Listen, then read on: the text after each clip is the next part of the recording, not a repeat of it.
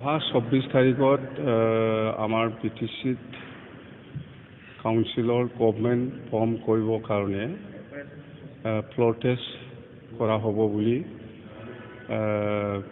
গুৱাহাটী হাইকোৰ্টে এটা অৰ্ডাৰ দিছে। এই হিচাপত 24 তাৰিখত কোনে চৰকাৰ কৰে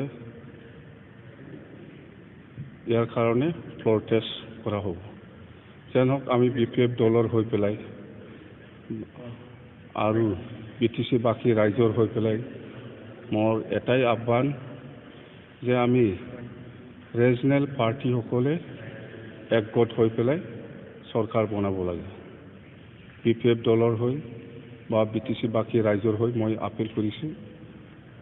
যেনে ৰিজনেল পাৰ্টি বুলি ক'লে BPF, আমাৰ UPPL, গণ সুৰক্ষা পাৰ্টি বা AGP বা যিমান মানে ৰিজনেল পলিটিকেল পাৰ্টি আছে, আমি সকলোৱে একগোট হৈ পেলাই BTC চৰকাৰ কৰিবৰ কাৰণে মই নহ'লে যদি ইয়াত কোনোবা নেশ্যনেল পাৰ্টিয়ে যদি ইয়াত শাসন কৰিব লগা হয় তেতিয়াহ'লে BTCৰ অস্তিত্ব নাথাকিব।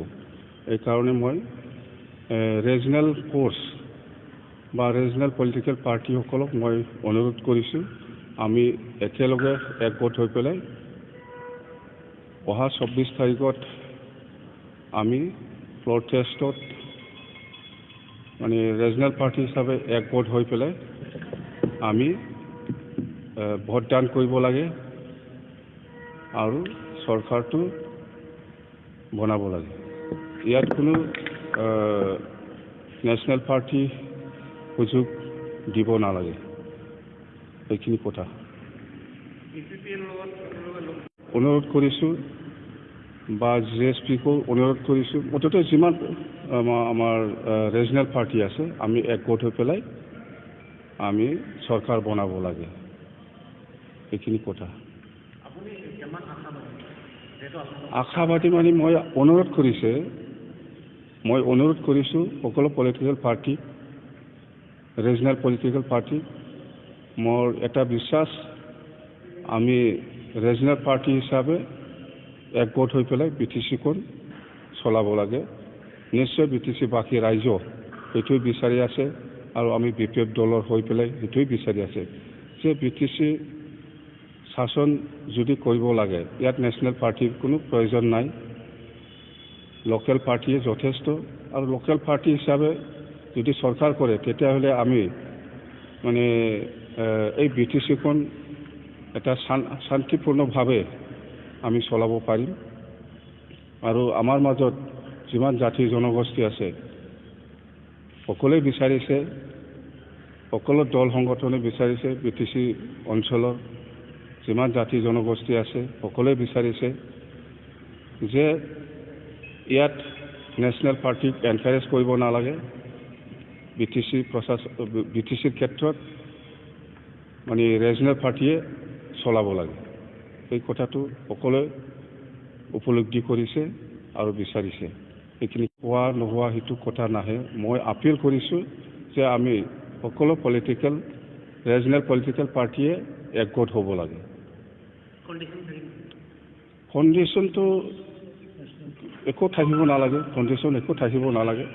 মইতো আপিল কৰিছোঁৱেই, আপোনালোকে সকলোৱে গম পাই আছে যে হাগ্ৰামা মহিলাৰীয়ে চিফ বা ডেপুটি চিফ হোৱাৰ কোনো প্ৰশ্নই নাহে। একগোট হৈ থাকক, BTCটো শাসন কৰক। বাছ মই যে চিফ হ'ব লাগে বা কোনোবাই যে চিফ হ'ব লাগে, মই যে চিফ হ'ব লাগে সেইটো ডিমাণ্ড নাই। মই কৈছোঁ আমি সকলো ৰিজনেল পলিটিকেল পাৰ্টিয়ে একগোট হ'ব লাগে আৰু BTCটো ৰিজনেল পাৰ্টিয়ে শাসন কৰিব লাগে। সেইটোৱে PSৰ কথাটো মই যোৱাকালি উইথড্ৰ কৰিছে। কাৰণটো হ'ল মোক একো ইনফৰমেশ্যন দিয়া নাই, মানে মোৰ হাউচ গাৰ্ড বা পুলিচ পাৰ্চনেলবিলাকক কমাই দিছিলে। সেইকাৰণে মই মোক একো ইনফৰমেশ্যন নিদিয়াকৈ 4 দিন মান আগত 4জন না 6জন এনেকুৱা মুঠতে কমাই দিছিল। আৰু যোৱাকালিও আৰু লৈ যোৱাৰ কথা আছিল লৈ যাওক মোৰ ক'ব লগা একো নাই কিন্তু মোক ইনফৰ্মেশ্যন দিব লাগে যাতা উঠাই পেলাই লৈ গৈছিলে ইয়াৰ পিছত মই উপায় নাই মই মোৰ চিকিউৰিটি উইথড্ৰ কৰি ল'ম বুলি মই ৰিটেনলি IGP ডাঙৰীয়াক মই লেটাৰ এটা ইছ্যু কৰিছোঁ পাৰ্চনেল চিকিউৰিটিও নালাগে PSO নালাগে বা হাউচ গাৰ্ডো নালাগে একো নালাগে মই চব উইথড্ৰ কৰি দিছে এতিয়া মই শুনি আছোঁ কিবা কেবিনেট ৰেংকত চিকিউৰিটি দিব বুলি মই এইটো কেবিনেট ৰেংক না কি ৰেংক সেইটো মই বুজি নাপাওঁ আগত যেনেকৈ আছে মোৰ চিকিউৰিটি এইটো এছেটিছ হ'ব লাগে সিটি তেতিয়াহ'লে মই একচেপ্ট কৰিম নহ'লে মই এছেটিছ আগৰ নিচিনা এছেটিছ যদি নিদিয়ে তেতিয়াহ'লে মোক কোনো কি বুলি কয় PSO নালাগে হাউচ গাৰ্ডো নালাগে চিধা কথা